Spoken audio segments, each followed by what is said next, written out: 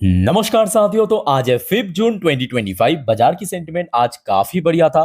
Nifty 50 के साथ साथ ज्यादातर सेक्टर ही आज पॉजिटिव में क्लोजिंग दिया, चाहे वो बैंक निफ्टी की बात करें, फाइनेंशियल सर्विस सेक्टर की बात करें, आईटी सेक्टर की बात करें, मेटल सेक्टर की बात करें, एफएमसी सेक्टर की बात करें या फार्मास्यूटिकल सेक्टर की बात करें। बट दोस्तों, एक स्पेसिफिक सेक्टर है जो कि लगातार कुछ महीनों से ना अनस्टॉपेबल मोड में चल रहा है। जी हाँ, मैं यहाँ पे बात कर रहा हूँ निफ्टी इंडिया डिफेंस सेक्टर। मतलब जहां पे अगर आप देखेंगे निफ्टी 50 क्लोजिंग दिया समथिंग पॉजिटिव में। बैंक निफ्टी की बात करें, आईटीज की बात करें, वो भी बहुत ज्यादा नहीं, कहीं पे आधा परसेंट तो कहीं पे 1% के आसपास। बट आज भी निफ्टी इंडिया डिफेंस सेक्टर अगर आप देखेंगे ऑलमोस्ट 2.32% मूवमेंट दिया। जी हाँ, 2% से ज्यादा मूवमेंट। और कुछ शेयर तो आज अपना ऑल टाइम हाई को भी टच किया। उनमें से एक शेयर के बारे में हम आगे चर्चा करेंगे।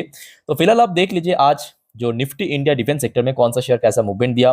पारस डिफेंस में सबसे ज्यादा मूवमेंट था 6.74%। बट मेरे हिसाब से कोचिन शिपयार्ड इस इंडेक्स में ऐड नहीं हुआ है।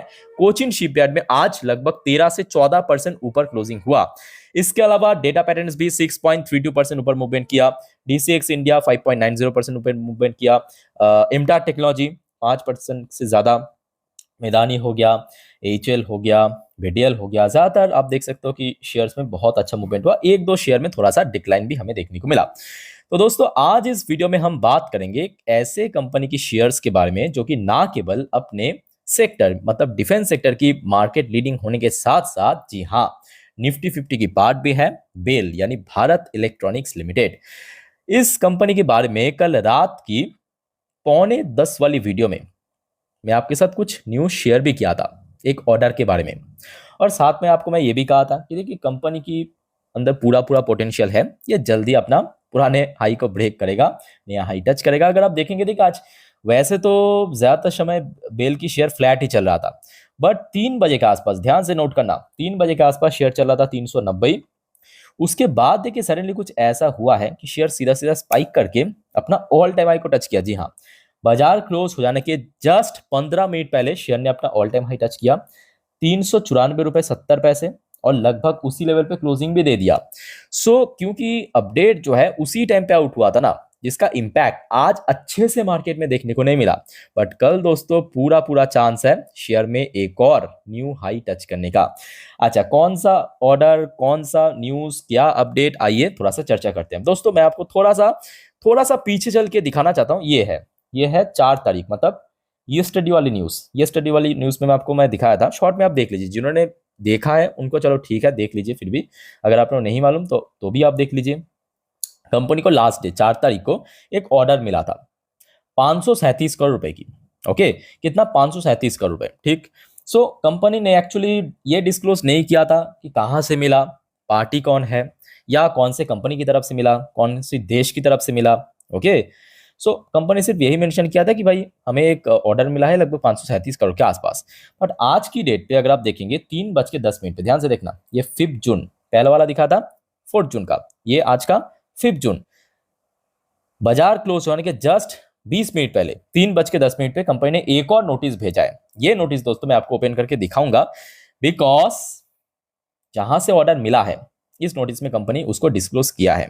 तो कंपनी सिंपल इस पीडीएफ में शुरू में ही मेंशन कर दिया है कि BEL receive order worth ₹2323 crore, 2323 crore की एक बड़ा ऑर्डर मिला, जो कि लास्ट डे ऑर्डर से काफी बड़ा है। लास्ट डे ऑर्डर की साइज था 537 करोड़। आज जो ऑर्डर मिला वो दोस्तों सीधा सीधा हजार की आंकड़े पे, मतलब 2323 करोड़। मोस्ट इंपॉर्टेंटली ये ऑर्डर कहां से मिला, जैसे कि कल ऑर्डर तो कहां से मिला वो कंपनी मेंशन नहीं किया था अपने पीडीएफ में, बट आज दोस्तों कंपनी मेंशन किया है कि कहां से मिला है। और ये दोस्तों खास बात है।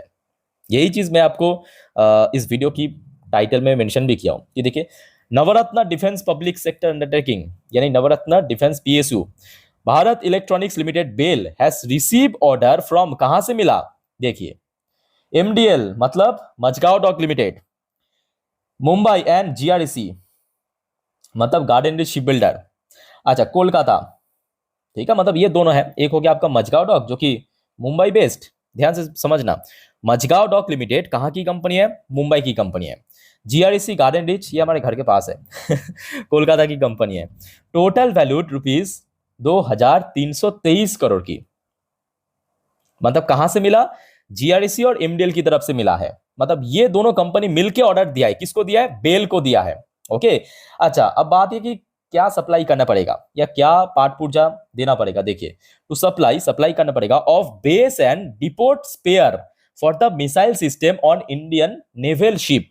तो जैसे कि आपको मालूम होगा, चाहे जीआरसी की बात करें या मझगांव डॉक की बात करें, ये दोनों ही company basically marine product manufacture करता है, चाहे शिप हो, डिस्ट्रॉयर हो, फ्रीगेट हो, इस टाइप की प्रोडक्ट। ठीक है, सो शिप में, नवेल शिप में, नेवी की जो शिप है उनमें ही एक पार्ट है, ठीक है, स्पेयर पार्ट कुछ मिसाइल सिस्टम के ऊपर, उसको सप्लाई करना पड़ेगा। ठीक है, ये देखिए, the spare will ensure operational continuity on board mission critical equipments. So BEL को मिला है 2323 करोड़ की ऑर्डर। कहां से मिला? एमडीएल एंड जीआरसी की तरफ से। ठीक है, तो इस ऑर्डर के बारे में जितने भी डिटेल था, मतलब कंपनी ने जो भी मार्केट को इन्फॉर्म किया है, सब कुछ मैं आपके साथ ओपन करके रख दिया हूं, समझा दिया हूं। फिर भी देखिए, आप लोगों का कोई दिक्कत है कमेंट करके बताइए। अब चलिए बात करते हैं मेन मुद्दा, यानी कंपनी के बारे में, शेयर्स के बारे में एनालिसिस करेंगे। तो दोस्तों देखते जाइए। सबसे पहली बात देखिए, आज भारत के चारों तरफ चैलेंज ही चैलेंज है। ये आप सबके सामने है, मेरे कहने से या नहीं कहने से कुछ नहीं होता। अब जहां पे इतना चैलेंज है वहां पे डिमांड बढ़ेगा। डिमांड बढ़ेगा तो ऑब्वियसली सप्लाई करना पड़ेगा। और अगर हम बात करें भारत की कुछ टॉप कंपनीज में, चाहे वो अनलिस्टेड फर्म डीआरडीओ हो सकता है, एडीआरडीओ हो सकता है, एचएल हो सकता है, बेल हो सकता है, बीडीएल हो सकता है, भारत फॉर्ज, ये सब टॉप कंपनीज। ठीक है, सरकारी की अगर हम बात करें, सो इस टाइप की कंपनी को ऑब्वियसली ऑर्डर तो मिलेगा। इसमें कोई चौंकने वाली बात नहीं है। सिंपल बात, जहां पे डिमांड है वहां पे ग्रोथ है। कंपनी भी देखते देखते बड़े कंपनी बन चुका है। 2,87,000 करोड़ की कंपनी, अगर आप थोड़ा सा पीछे पहुंच जाएंगे कुछ सालों पहले, तो कंपनी 1 लाख करोड़ भी क्रॉस नहीं कर पाया था, है ना। पी रेशियो पे आप देख सकते हो ठीक ठाक है, क्योंकि बढ़ता हुआ डिमांड, उस हिसाब से पी रेशियो ठीक ठाक है। आरओसी आरओई परफेक्ट है। ₹1 फेस वैल्यू वाला शेयर है। हाल फिलहाल में कंपनी की रिजल्ट आउट हुआ था। रिजल्ट दोस्तों काफी बढ़िया रहा, टॉप नॉच परफॉर्मेंस। और अगर हम लॉन्ग टर्म की जो कंपनी की बैलेंस शीट, जो हमेशा आपको मैं कहता हूं, देखिए मेरे कहने से या कोई ब्रोकरेज की कहने से, कोई एनालिस्ट की कहने से आंख बंद करके दोस्तों कभी निवेश मत करना। मैं आपको बस जानकारी दे रहा हूँ, ठीक है। निवेश करना ना करना वो आपके ऊपर डिपेंड करता है। देखिए अक्सर मैं आपको कहता हूँ, कोई भी कंपनी कितना बड़े क्यों ना हो जाए, कितना पॉपुलर कंपनी क्यों ना हो जाए, दोस्तों गलती मत करना। पहले कंपनी की बैलेंस शीट को देखिए, कंपनी खुद कितना कमा पा रहा है। अगर कंपनी, कोई कंपनी, सिंपल देखिए, इसमें कोई रॉकेट साइंस नहीं है, कोई कंपनी अगर खुद कमा पाएगा, खुद अपने बैलेंस शीट में ग्रोथ रख पाएगा, तभी ना निवेशक को कमा के देगा, है ना। तो यहां पे आप देख सकते हो कंपनी की सेल्स ग्रोथ 10 साल की बात करें, 5 साल की बात करें, और खास करके नोट कीजिए 3 साल और इस साल पे बहुत अच्छा बढ़ा है। सेम चीज प्रॉफिट ग्रोथ भी 10 साल 5 साल पे तो अच्छा था ही, लास्ट 3 साल और इस साल पे प्रॉफिट ग्रोथ लगातार बढ़ता जा रहा है कि नहीं। और जिसके कारण जो होना था वही हुआ। देखिए कितना बढ़िया कैगर वाइज रिटर्न दिया।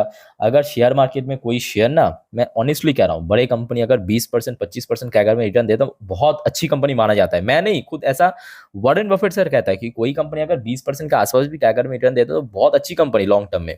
यहाँ पे आप देख सकते हो 10 साल में 28% की रिटर्न दिया, 5 साल में 74%, 3 साल 1 साल आपके सामने है। तो आप समझ सकते हो कंपनी में कोई कमी नहीं है। और दूसरी बात ये भी है कि इसमें जो एफएस की स्टेक वो लगातार बढ़ता जा रहा है। ये देखिए, पहला था 17.27%, 17.34%, 17.55%। प्रोमोटर मतलब खुद सरकार है, कंट्रोलिंग स्टेक लेके रखा है। डीआईएस की भी एक इनफ स्टेक है, पब्लिक के पास उतना स्टेक नहीं है, फिर भी है 10-10.5% के आसपास, फिर भी काफी कम हुआ। पहला था 11% के ऊपर, अभी देखिए 10.5% के नीचे आ चुका है। क्यों? बिकॉज लोगों के अंदर पेशेंस नाम की चीज कम है। जब बेल की शेयर कंसोलिडेट कर रहा था, आप देख लीजिए ना, मैं आपको एग्जांपल दे रहा हूं, बेल की शेयर जब लास्ट ईयर अपना ऑल टाइम हाई टच किया था जुलाई के बाद से, अभी अभी ये अप्रैल जुलाई के बाद से अप्रैल, लगभग 8 से 9 महीने कंसोलिडेट किया, करेक्शन बीच बीच में हुआ था। तो लोग पेशेंस जल्दी खोल जाता है। यही चीज मैं आपको समझाने की कोशिश करता हूं कि देखिए मार्केट में निवेश करना बड़ी बात नहीं है, मार्केट में टिक पाना बड़ी बात है। मेरे बात को हो सके तो आप लिख के लीजिए, ओके। मार्केट में निवेश करने से ज्यादा दोस्तों इंपॉर्टेंट है उसके बाद वहां पे स्टक टिकना, होल्ड करना, वो जरूरी है। और आप टिक तभी पाएंगे जब आप पेशेंस दिखाएंगे, पेशेंस रखेंगे। यही बात मैं अक्सर, आप मेरे कितने भी पुराने वीडियो उठा के देख लीजिए, आपको समझ आ जाएगा, ठीक है। तो यही अल्टीमेटली मार्केट में चाहिए और कुछ नहीं चाहिए।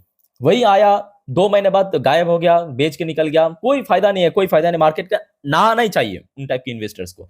बाकी बात करें कुछ और पॉइंट्स है, जैसे कि डेट फ्री कंपनी है तो कोई झंझट नहीं है, कंपनी बड़ी कंपनी है, हाथ में कैश बम्पर है, 10,000 11,000 करोड़ के आसपास कैश है, कैश लेके बैठा है। सो कंपनी के हाथ में इनफ कैश भी है कमाने के लिए, मतलब व्यापार करने के लिए। बाकी बात करें आज कारोबार भी अच्छा था, 2 करोड़ को टोटल शेयर ट्रेड भी हुआ।